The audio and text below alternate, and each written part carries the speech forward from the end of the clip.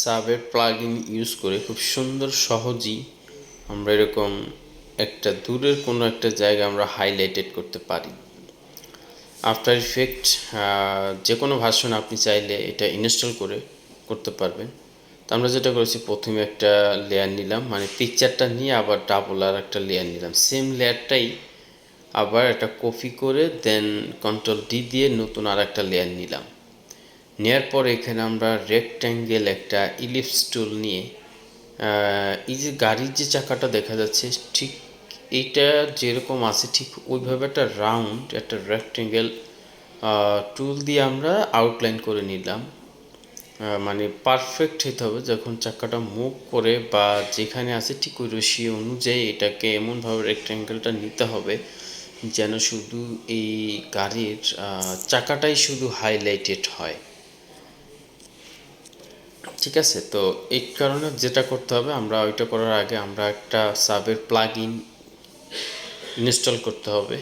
আমরা এটা গুগল থেকে আমরা সাবের প্লাগ ইন লিখে সার্চ দিলেও পাবো, অথবা আমাদের ভিডিওর লিঙ্কেও এই প্লাগ ইনটা দেওয়া আছে, আপনারা ওখান থেকে ডাউনলোড করে নেবেন। আমার এখানে ইনস্টল দেওয়া আছে, এই কারণে আমি জাস্ট ডাউনলোড অপশনটা আপনাদেরকে দেখালাম, ইনস্টল করলেই হয়ে যাবে।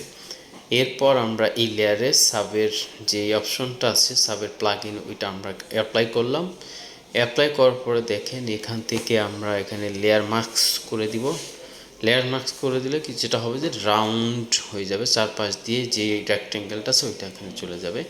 এখান থেকে আমরা ট্রান্সপারেন্ট টুলটি ক্লিক করব। ট্রান্সপারেন্ট টুল ক্লিক করলে আমার যেই গাড়ির যে চাকাটা আছে শুধু ওই জায়গাটাই কিন্তু আমরা দেখতে পাবো। এরপর এখান থেকে আপনি কেমনে শুরু করবেন, ইন আউট, গ্লোসি বাড়ানো কমানো, বিভিন্ন ইফেক্ট এখান থেকে আপনি চাইলে আপনার মতো করে আপনি সাজিয়ে গুছিয়ে এটা এখান থেকে চেঞ্জ করতে পারবেন।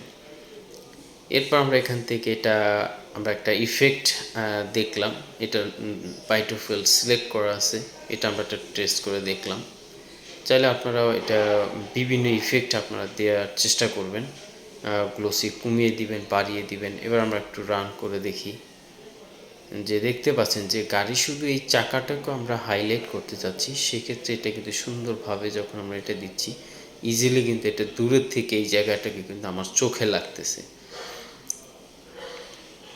এরপর এখান থেকে অনেকগুলো অপশন আছে, এখান থেকে আমরা ফায়ার ইফেক্ট, ইলেকট্রনিক্স ইফেক্ট, বিভিন্ন ফায়ারফক্স ইফেক্ট, অনেকগুলো ইফেক্ট এখানে আছে। আপনি যেই ইফেক্টটা আপনি মনে করবেন যে আপনার সাবজেক্টের সাথে এই ইফেক্টটা যায়, ঠিক আমরা ওই ইফেক্টটাই এখানে দিব।